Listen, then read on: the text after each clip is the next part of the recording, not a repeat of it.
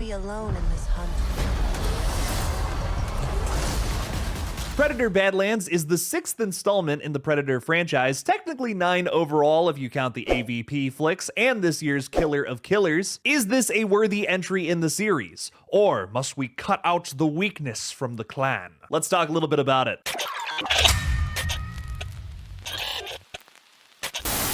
Hey everybody, I'm Killjoy Jake, and instead of having friends, I have horror movies. Sometimes sci-fi action as well. If you enjoy watching new horror movies just as much as I do, then make sure to like this video and subscribe for more early horror movie reviews just like this one. Also, the best way to support the channel is by becoming a channel member or Patreon supporter, where you'll receive an extra review video each week. Check out my review of Other from David Moreau this weekend. Thank you to all of my channel members. Now let's get into the review. Predator Badlands follows a young Yacha, Deck, who is outcast from his clan and must prove himself by taking down a terrifying beast known as the Callisk. He finds an unlikely ally in Thea, played by Elle Fanning, and embarks on a treacherous journey in search of the ultimate adversary. Straight up, Predator Badlands absolutely rips from beginning to end. I do want to warn you guys before I even talk about the flick, there are so many spoilers for this movie. Like, there's straight up an entire plot description beat for beat for beat of everything that happens in this movie out there.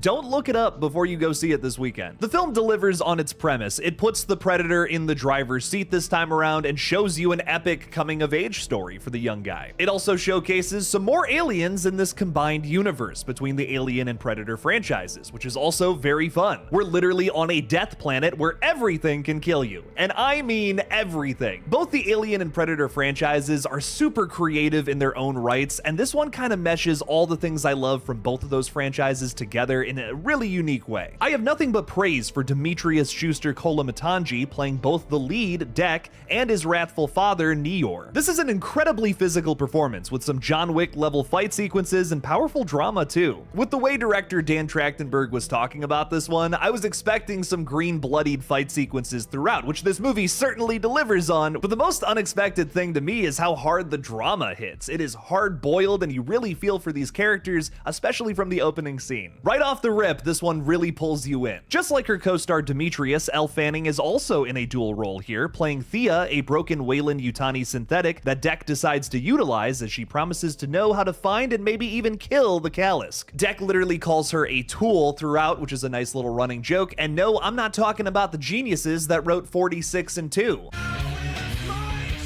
Fanning also portrays Tessa, a similar model of synthetic, who is much more faithful to the company. All I'm gonna say is it's not the first time we've seen an android speaking with Mother behind our main characters' backs. Bring back life form.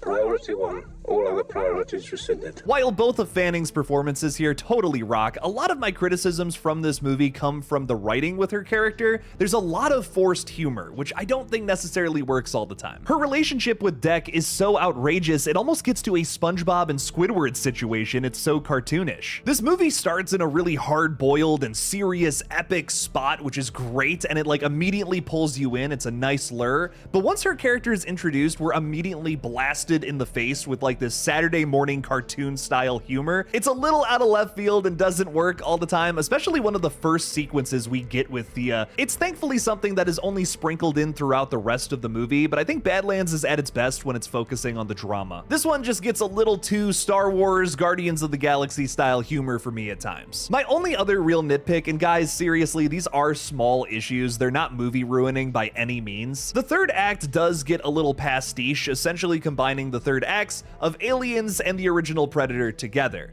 But like, if you're making this movie that's already diving into both of these franchises at the same time, this is essentially an Alien versus Predator movie in a sort of weird sense. It's kind of hard not to do that, and I get it on Dan Trachtenberg's point. I would want to do this movie too. It personally didn't bug me, but I can see someone walking away from this movie calling it another fan service fest just like Alien Romulus. Sure, yeah, that is absolutely a part of Badlands, but I think just like Alien Romulus, it finds a new thing to talk about and delivers such an unbelievable ending that really worked. I oddly feel the same way about this movie as I do Alien Romulus, in that it has these little fan servicey moments throughout, but it never forgets to be its own thing too. There are far too many sequels these days that just take what came before, repeat that in the modern day, and then just call it that's the job, baby, that's it. That sucks. I don't want to just see like a modern remake of Star Wars Episode 4.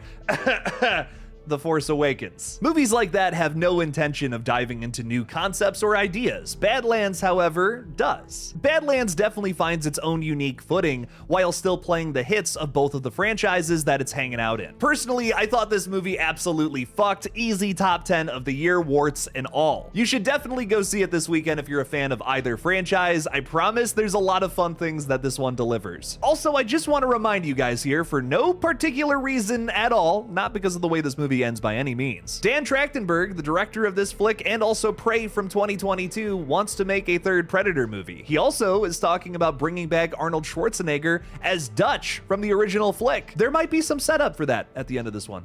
I don't know. Even if you're just a sci-fi fan in general, this one is a really good watch. There's some nice little nods to Blade Runner, and it feels like it's constantly tipping its hat to Ridley Scott as well as Jim Cameron, who is even thanked in the credits. Also, another little fun fact is that Matt and Ross Duffer also have voice cameos in this flick. I'm really excited to see more of their stuff on the big screen. Are you guys excited to see Predator Badlands this weekend? Let me know down in the comments below. Thank you all for watching. Please subscribe, and as always, don't forget to kill it out there, y'all.